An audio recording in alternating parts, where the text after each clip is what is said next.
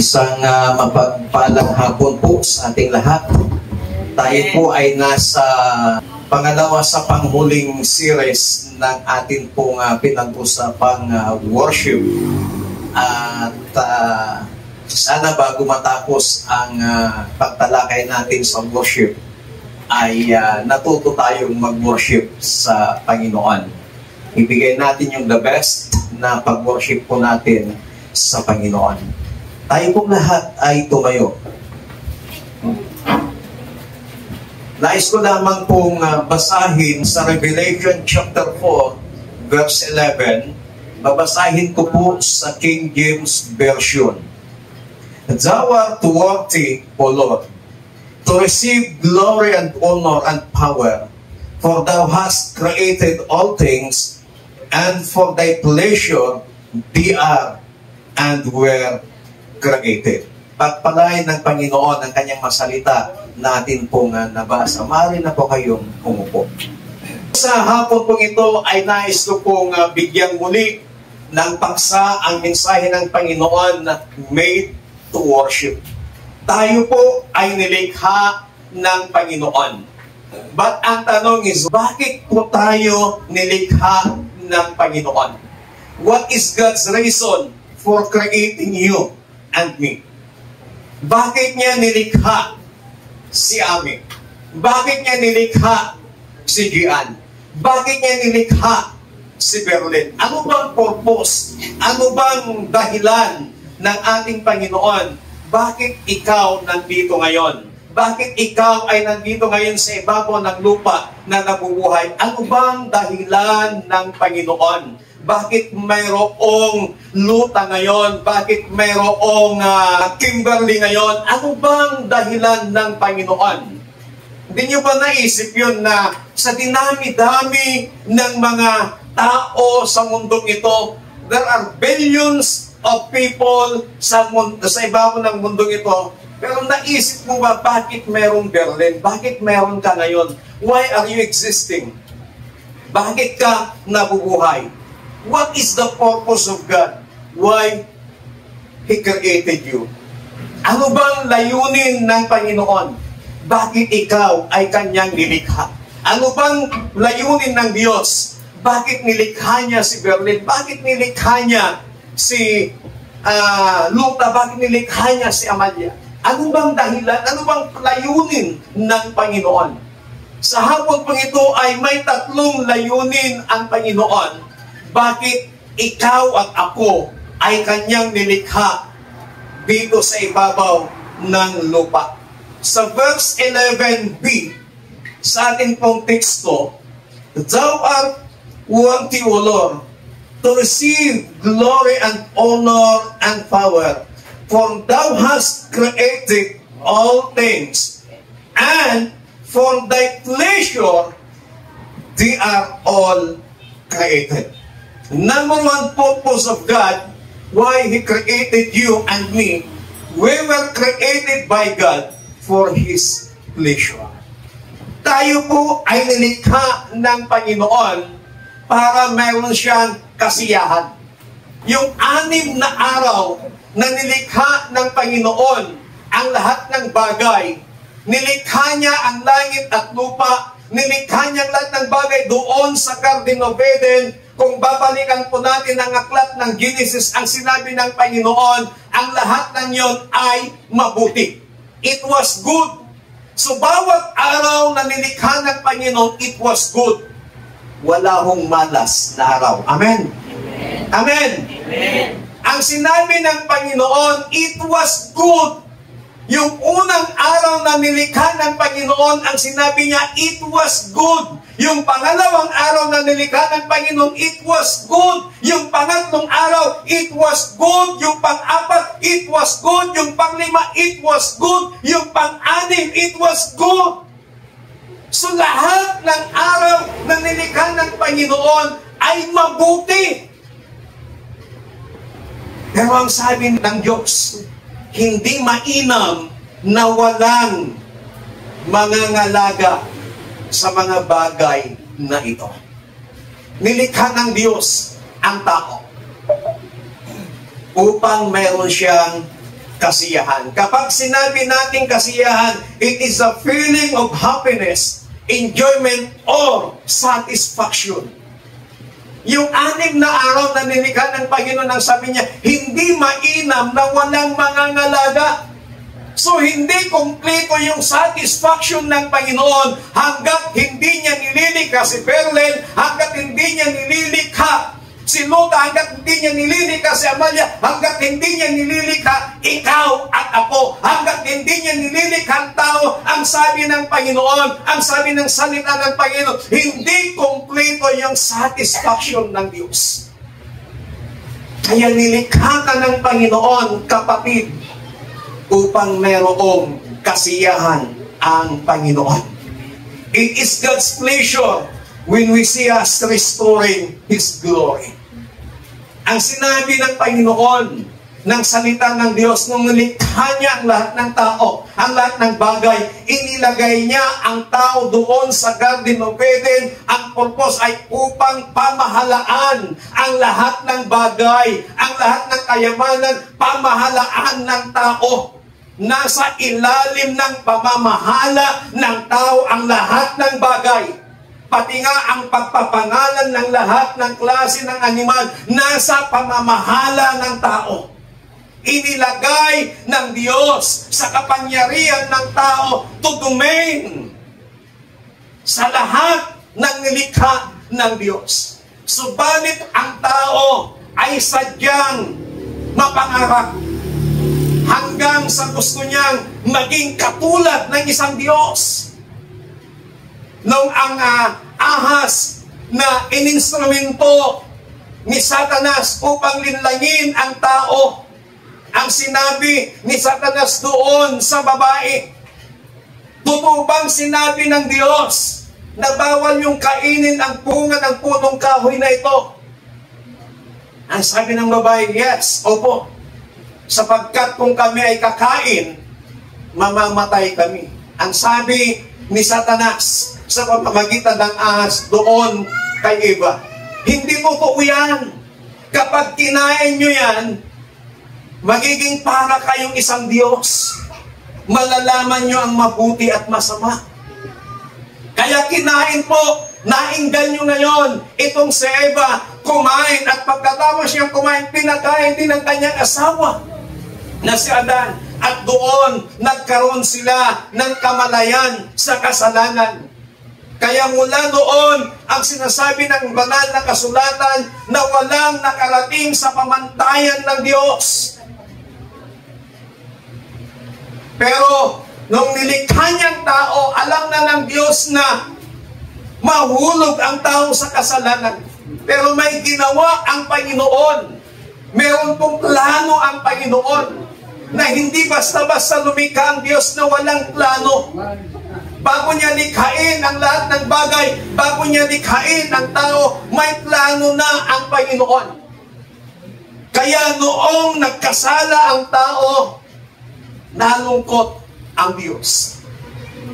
Pero natutuwa ang Panginoon kapag nakikita niyan, nire-restore natin yung glory ni God. Ibig sabihin, yung bumabalik tayo sa kalooban ng Panginoon. Natutuwa ang Panginoon kapag merong isang tao na nagbabalik loob sa Panginoon. Natutuwa ang Diyos kapag mayroong mga taong sumasamba sa Kanya. Natutuwa ang Panginoon na kapag ang taong Kanyang nilikha ay nagpupuri, sumasamba sa Kanya sa Espiritu at katotohanan.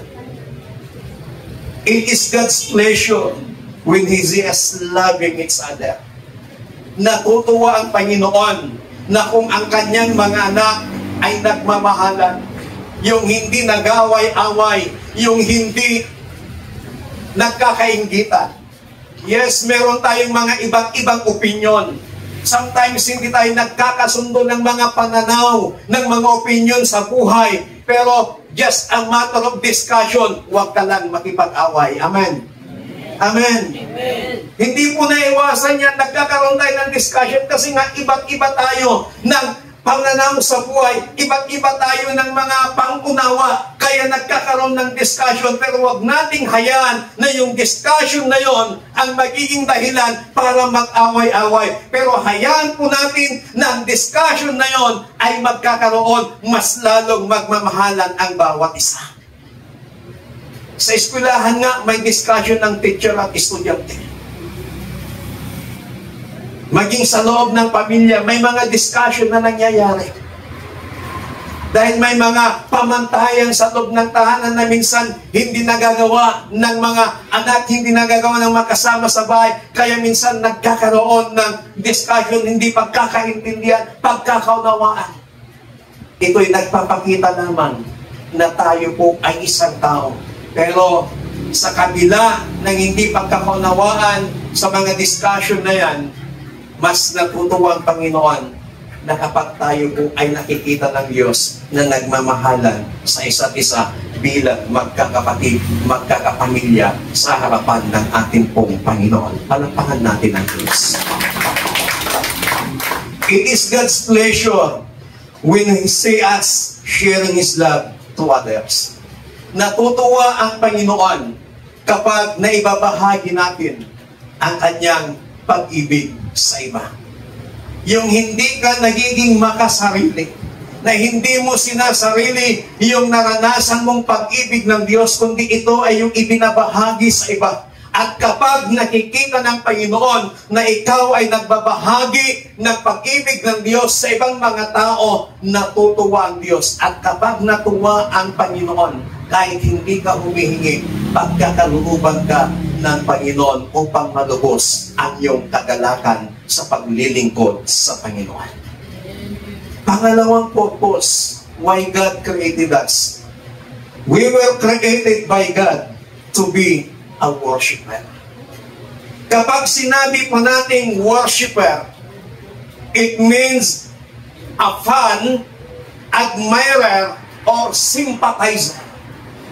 Kapag sinabi mong worshiper, that is sympathizer, that is admirer of God. Na kapag sinabing sympathizer, kahit ano pang sasabihin ng ibang tao sa Diyos, ipaglalaban at ipaglalaban mo ang Panginoon.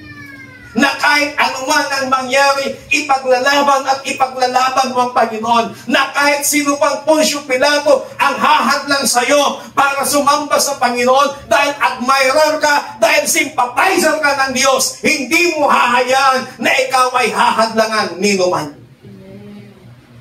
Naranasan na po natin naging admirer ng mga sikat ng tao. Naranasan na po natin naging sympathizer ng ibang tao. Mga artista. Na kahit anong sinasabi nila sa mga hinahangaan natin, dahil sympathizer ka na fans, ipinagtatanggol mo yan.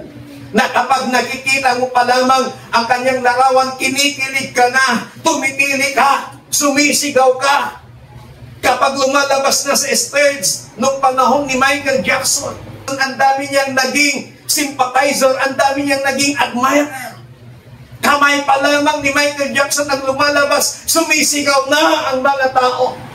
Pero ngayon, admirer at sympathizer ka ng Panginoon. Kahit walang magsabi sa iyo na purihin mo ang Panginoon, kahit walang magsabi sa iyo na awitan mo ang Panginoon, kahit walang magsabi sa iyo na palakpakan mo ang Panginoon, kahit walang magsabi sa iyo na sambahin mo pang Panginoon, dahil sympathizer ka ng Diyos, nagagawa mo ang lahat ng iyon dahil nga mahal mo ang Panginoon. We are created by God to be a worshiper.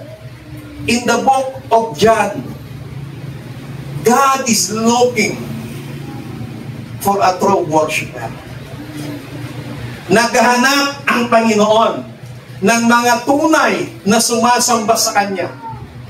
Bakit naghanap ang Panginoon ng mga tunay na sumasamba sa Kanya? Ibig sabihin, it implies that there are false worshiper.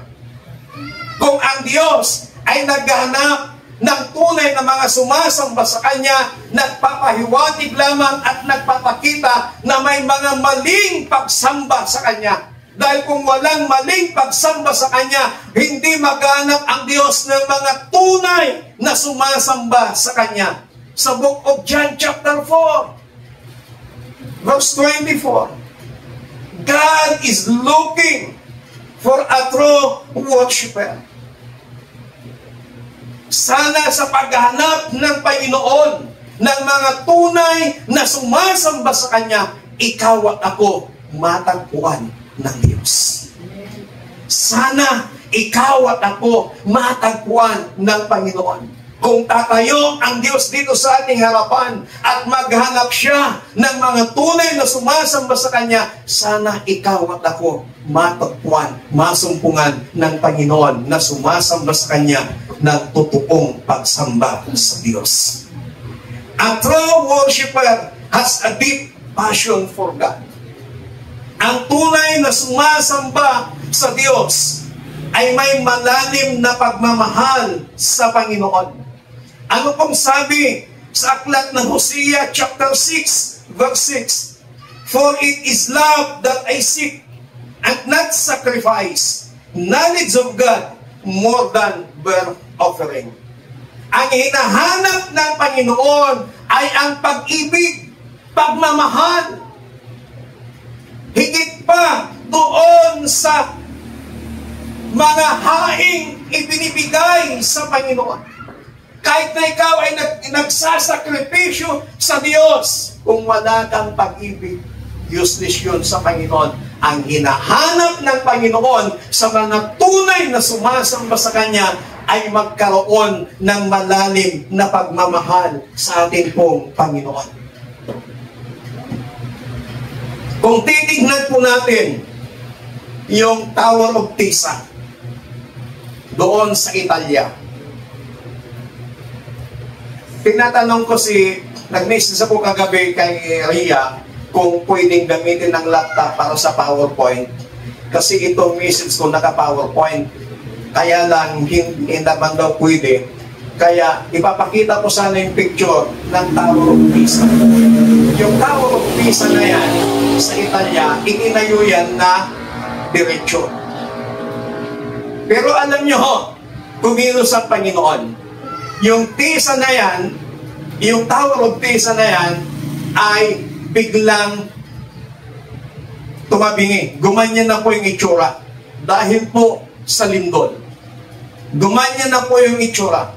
Pero, nung tumabingi na po yung tower na yan, napakataas na tower, alam nyo ho, mas marami na hong mga pumupunta. Nagiging turismo na po sa kanila. Dinadayo na po ng mga tao yung pagtagilid ng Tower ng Pisa. At tunay na ito'y pagkilos ng Diyos sa kanyang sariling kamay. Minsan, may mga pagkakataon sa ating buhay na pilit tayong natutumba. Hinahayaan ng Diyos na minsan ikaw at ako ay nagkakaroon ng mga pagsubok sa buhay. Pero yun pala, may dahilan ang Panginoon. Bakit nangyayari yun sa buhay mo? Na sa panahon na ikaw ay malakas na malakas, parang wala kang panahon sa Panginoon. Pero nung time na ikaw ay unti-unting itinatagilid ng Panginoon, mas naaalala mo ngayon ang Panginoon, at dahil doon, mas natutuwa sa iyo ang Panginoon, at dahil doon, nagiging makulay ang buhay mo sa harapan ng ating Panginoon, at dahil doon, nagiging kagamit-gamit ang buhay mo sa harapan ng Panginoon.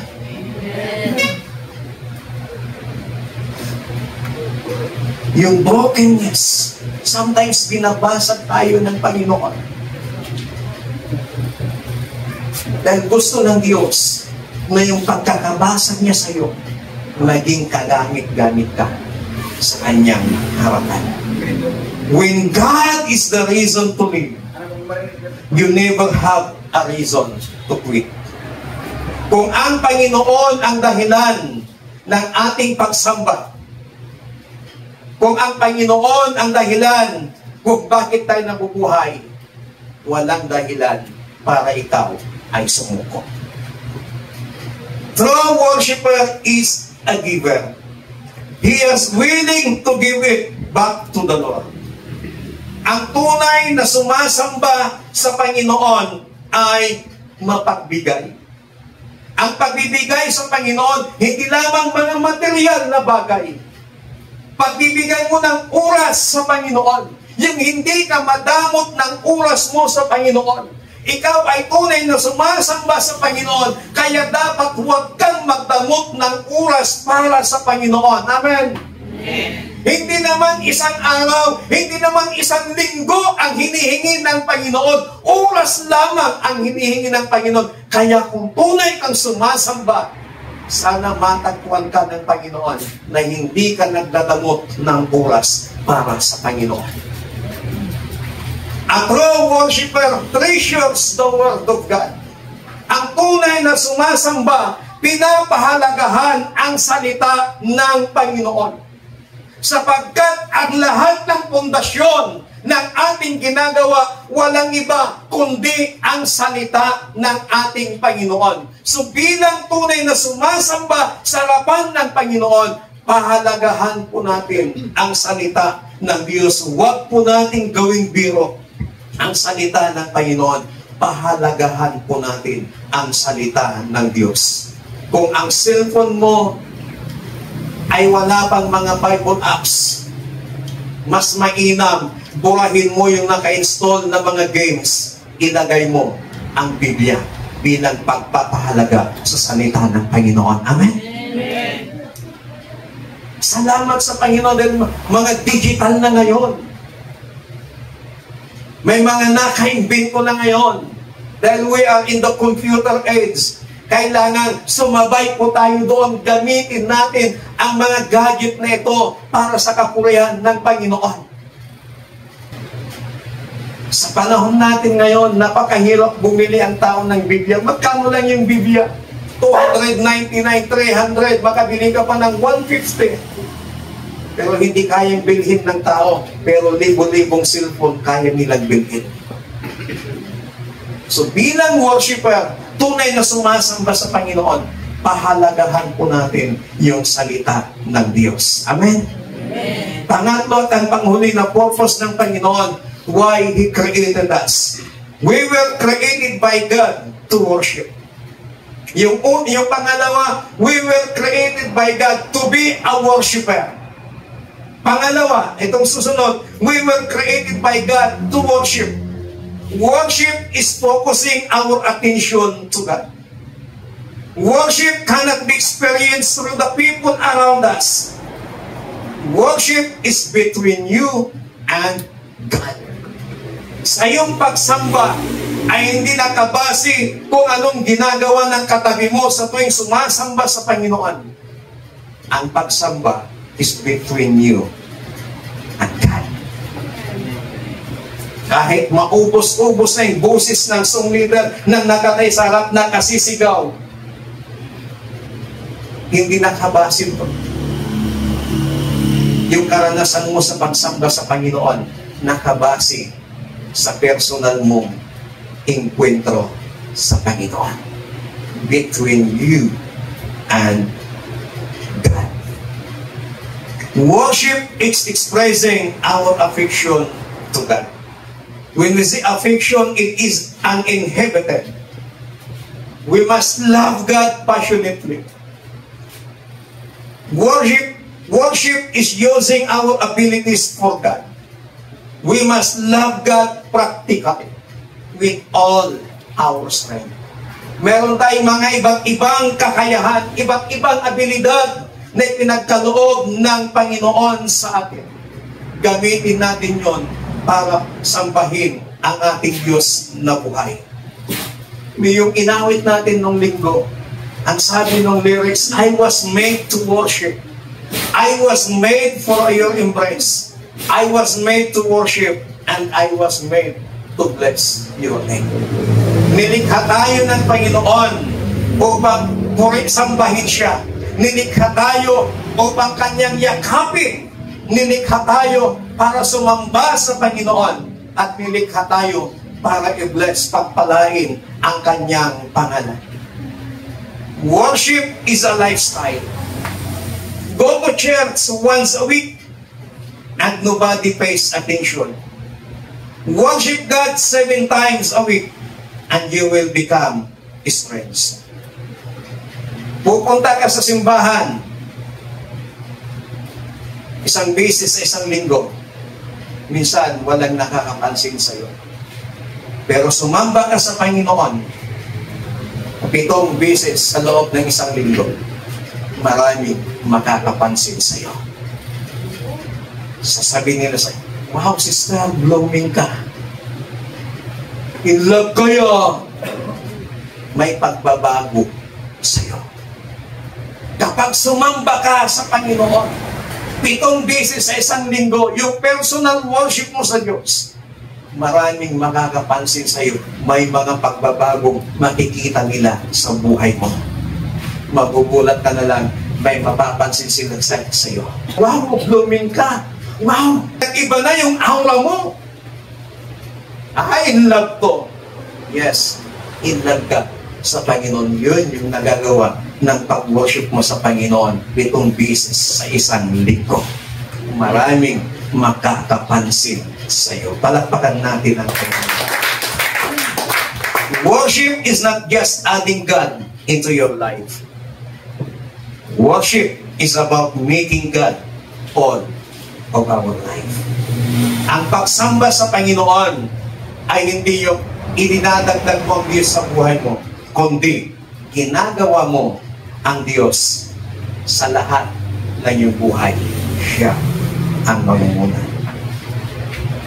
Dapat maging motto po natin ito. Worship is our passion. Ang pagsamba sa Panginoon ay ang ating pagmamahal. And as we come to worship God, imagine mo, nakatayo ang Diyos. Tatanungin niya sa iyo, what brings you here, my child? Bakit ka na parito, anak ko? Imagine mo, nakatayo ka. At sa harapan mo, nakatayo ang Panginoon. Tinatanong ka niya, anong pinarito mo, anak? Tayo na pong lahat ay tumayo.